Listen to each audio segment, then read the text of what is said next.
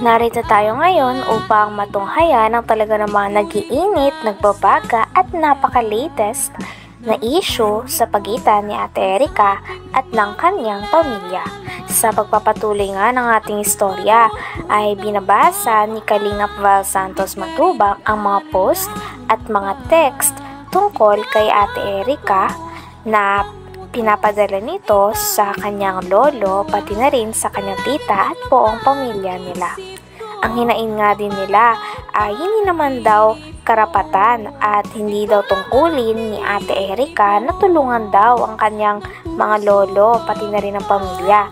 Ang sabi naman ni Lolo Miguel ay taliwas daw ito sa kanyang paniniwala sapagkat sila daw nagpalaki kay Ate Erica at sa kanyang ate, isang taon pa lamang sila. Okay, so may mga hindi magandang salita, no? Hindi naman ko po ini-erase para po may patunay po ako na talagang kaya po ako nag-video dahil nasasaktan din po ako sa mga sinasabi nila.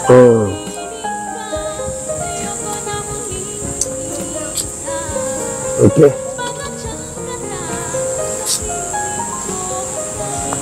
Ang ano po, kailang sigaw at reklamo, hindi daw karapatan ni Erica na kaya itulungan bilang lolo. Saan sila nagkaka? Ang mapa sa amin, hindi ako nang nagkakanong, kaya lang ang hihinapit ko dun. Bakit saan sila naglaki? Mapa sa amin sa isang taon pa nagkalaki. Kasi sila may 2 taon. O sa amin, pinaaral ko. Ay yung nanay niya nagkapasarap sa Maynila. Yun. Nasa amin yan. So parang ano tayo, parang Isa pa sa hinain ni Lolo Miguel ay hindi naman daw nga talaga ang pera, ngunit para sa kanya ay napakasamang gawain lamang na tatalikuran mo na lamang at kakalimutan mo na lang bigla ang mga tao na nagpalaki, nag-aruga at nagpaaral sa iyo simula bata ka. Kaya naman sabi pa ni Lolo Miguel ay hindi niya rin daw matanggap ang part na yon dahil parang naglaho na lamang daw sila Ate Erica na parang bula. Ang lola niya nga daw ay napunta daw sa ospital at talaga nag 50-50 pa ang buhay nito. Ngunit ni isang dalaw o isang anino ni Ate Erica at ng kanyang ate ay hindi daw talaga nila nakita. Talagang hindi nga daw sila tumatanaw ng utang na loob kaya naman galit na galit at nagtatampo at may hinanakit si Lola Miguel sa kanyang mga apo.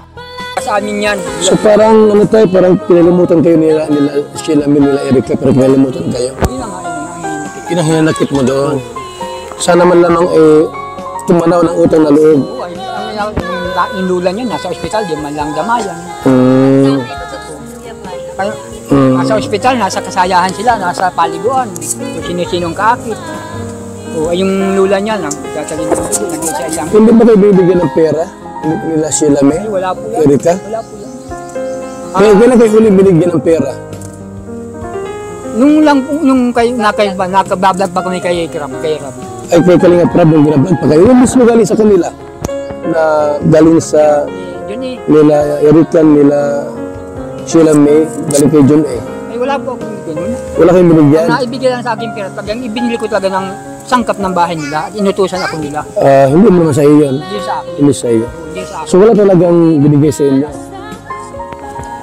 Hindi lang naman. Ngayon, bakit po kumantong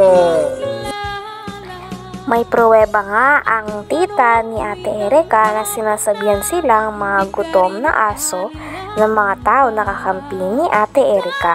Kaya naman pinakita ng tita ni Ate Erica ang chat na ito sa kanila.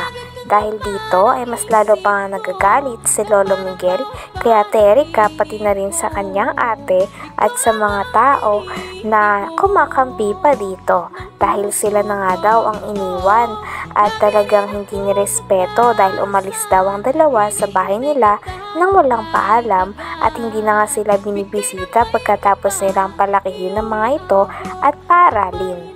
Ngunit in return nga ay walang natatanggap na tulong sila Tatay Miguel galing kila Ate Erica tulad ng mga pinapakalat nila na nagsusustento pa daw sila Ate Erica sa kanila.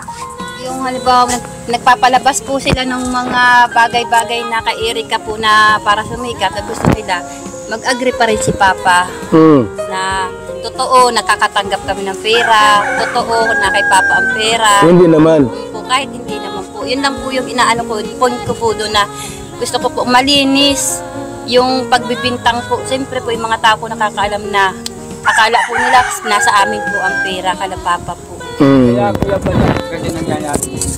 Kaya ganyan ginagawa sa amin. Dahil doon sa sasabing pira na padala sa amin buwan-buwan, sila ang kumukuha. Ang biyabato, nasa amin. Wala naman sa binibigay. Kaya Wala. sumikat, magkaroon silang pira. Kaya ganyan ang sabihin nila. Bigyan sila ng bigyan sa kanila. Hindi mabibigay nila niya. Ginagamit lang ako. Ginagamit kami mag-asawa.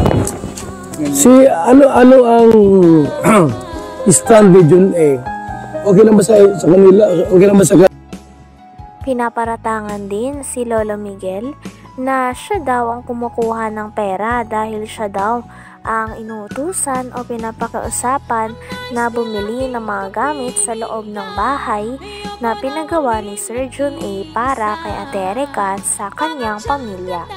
Ngunit kiit naman ni Lolo Miguel ay wala naman daw napupunta sa kanya sapagkat pinapabili lang daw siya, at kapag pinabili daw siya ng gamit ay binibili niya naman daw talaga ng walang labis at walang kulang. Talagang ang source ng pera ay nanggagaling kay Sheila May na ate ni Ate Erika, dahil sa kanya daw nagpapadala at siya ang kumakausap kay Sir Jun A. Sabi pa nga ni Kalingap Val Santos Matubang ay may tuturing talaga na parang buhay prinsesa si Sheila May dahil may mga taga-utos ito. stand dun okay lang ba sa kanila? Okay lang ba sa kanya na kahit tumulong siya kay Erika, kina Sheila May, tapos kayo, ano problema? Okay lang kay Jun A yun? Anong wala sa kanya? At nag-uurosat naman po sila. Kwarto ko, naalis sila, napunta doon sa bomba.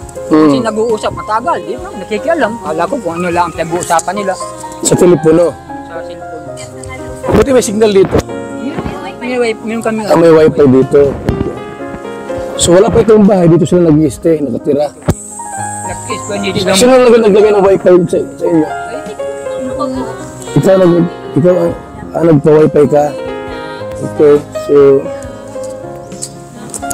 ngayon, paano itong si Torres nakapasok sa kwentong ito?